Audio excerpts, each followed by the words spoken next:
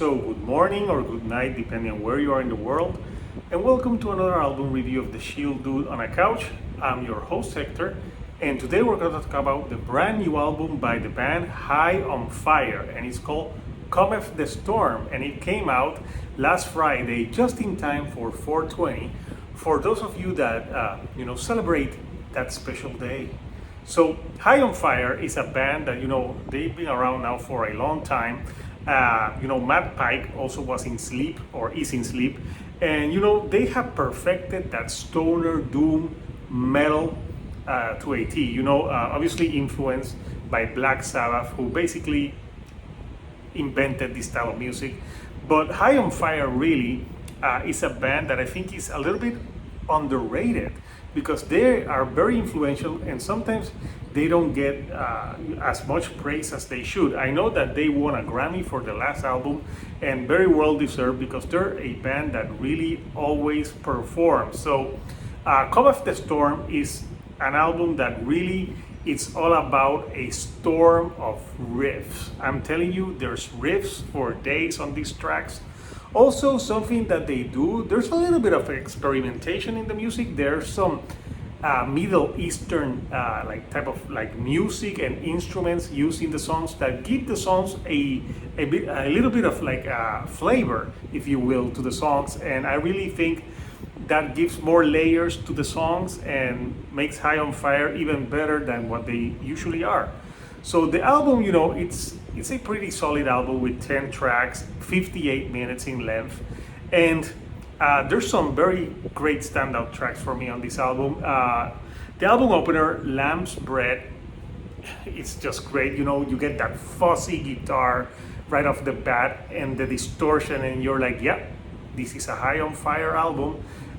Great riffing. Matt Pike, I like his vocal delivery because he can sound ferocious and fast, but also in that stoner doom metal type of feeling. I know that I've read that he's been compared a lot to Lemmy from Motorhead, but in the doom side of things. And I can sort of see it, even in the way that they play and how they look. Even though he's a guitar player, it's I kind of see why the comparison is made. So yeah, right off the bat, they start with a track that is pretty long at 6 minutes, but you never get bored with it. I gotta say, the new drummer that they have is sounding killer on this record, especially on this opening track. The drums really pull you in on how good they are. And then you have a song that follows it called Burning Down. And do they take it slower? No, they pick up the pace more. And again, Burning Down, more faster riffing, some great guitars on it, and I really enjoyed that one as well. Then you have a song like Tris Megistus, if I probably butchered that. And that one, again, High on Fire, it's the gas is straight on, so they don't, they keep on going on this track. Then you have the song Cometh the Storm, which was one of the singles. And this one has a great chorus to it, and I can see why they chose it as a single. I think it's got a very memorable hook to it, and it's a track that, again, this is a very guitar-driven record. So after these songs, they take a little bit of a breather with Karalin Kiol, which is an instrumental track, and here you have the full Middle Eastern instruments in full. And I think it's great because I think it sets the tone for the second half of the album. And the second half of the album, to me, it's just as strong as the beginning. They have a few songs here and there that are more shorter, like a song like The Beating, which is like a 2.5-minute track, and it's more I wouldn't say grindcore, but it's one of the most aggressive, punkier tracks on the record, where they do that more like a Motorhead type of speed metal. And it goes into a song called Tough Guy, and Tough Guy and The Beating kind of sometimes those two songs kind of blended together for me, which was strange. I didn't know when one ended and one began, but both solid.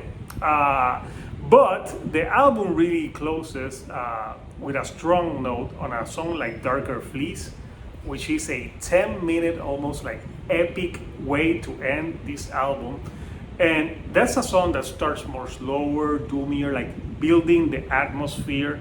And I like it because, it gives you like a time to breathe, to prepare for what the track is. The track after that, it's very psychedelic in nature with the doomier stuff and great riffing again. And it's just a great way to finish off the album. So my final thoughts with Cometh the Storm is that, High on Fire really are a band that deserve a lot of praise because they're always solid. I don't think they have released any duds in their discography. And sometimes it's a band that I'm gonna admit it, sometimes I forget about them and I don't give them as much praise as they should. But I'm glad I didn't sleep on this album because Cometh the Storm is just riffs for fucking days. So I want to know from you guys, what do you think of Cometh the Storm by High on Fire? Did you like it? What are your favorite tracks? Comment down below, I would want to know. And if you like the videos that I'm putting out, do not forget to give me a like and do not forget to subscribe. That helps me with the YouTube algorithm to get to more people like yourself. So until next time, people, this is Hector, the Shield Dude on a couch, and I'll see you all right here on the couch. Thank you and goodbye.